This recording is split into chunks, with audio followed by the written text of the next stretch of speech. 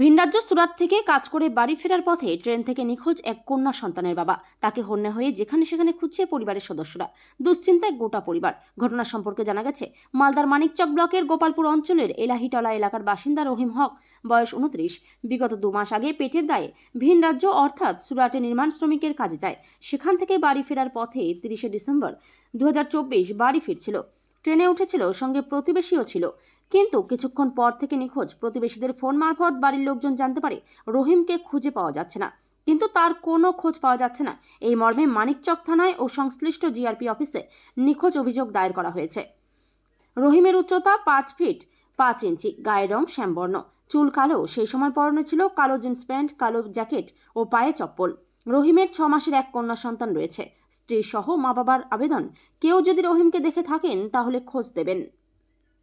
2 মাস আগে সুরাট রাজ্যে একজন গ্রামের দাদার সঙ্গে সাদিকুল ইসলাম নাম, তার সঙ্গে সুরাটে কাজ করতে গিয়েছিল। কিসের কাজ? বিল্ডিং এর কাজে গিয়েছিল।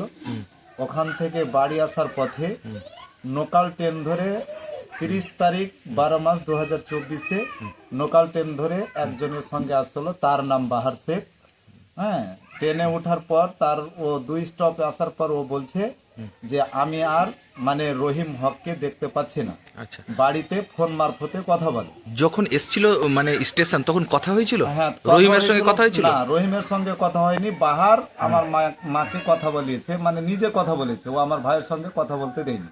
আচ্ছা, তারপরে বাহার ফোন করে বলে যে ওকে দেখতে পাচ্ছি না।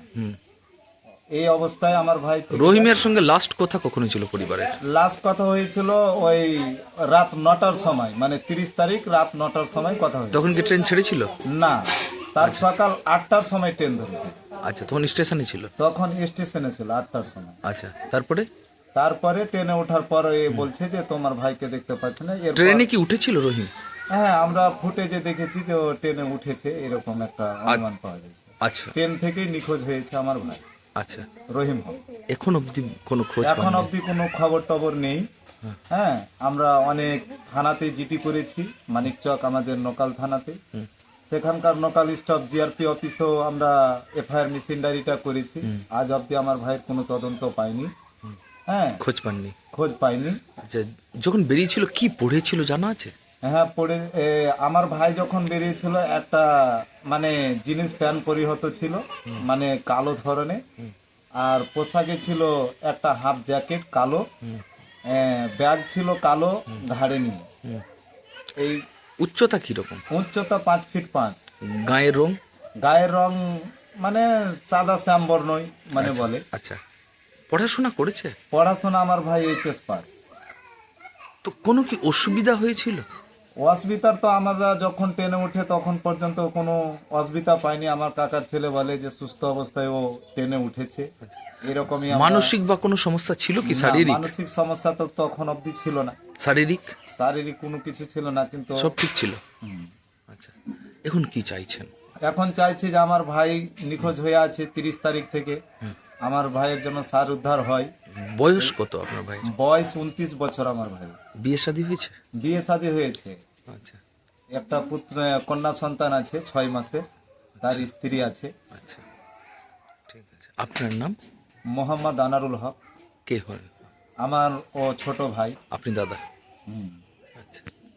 ক্ষতিকারক প্লাস্টিকের ক্যারিব্যাগ বর্জনের নির্দেশ দিয়েছে সরকার। চারিদিকে চলছে সচেতনতামূলক প্রচার কর্মসূচি। রায়গঞ্জেও তার ব্যতিক্রম নেই। ক্ষতিকারক প্লাস্টিক পরিবেশকে চরমভাবে দূষিত করছে। এর থেকে নিস্তার চাই।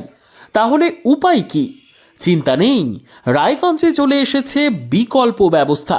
সবার জন্য সুখবর। পশ্চিমবঙ্গ সরকারের অনুমোদনে আগামী সপ্তাহ থেকেই শহরে তৈরি হতে চলেছে পরিবেশ বান্ধব দূষণমুক্ত বিভিন্ন ধরনের বায়ো ক্যারিব্যাগ, যা অবশ্যই পচনশীল। একেবারে সুলভে পেয়ে যাবেন আপনারা। আগ্রহী বিক্রেতা ও ডিলারশিপের জন্য অতি সত্বর যোগাযোগ করুন আমাদের সাথে। আমাদের ঠিকানা ইকো ক্যারি ইন্ডাস্ট্রিজ, জেলখানা মোড়, রায়গঞ্জ, উত্তর দিনাজপুর।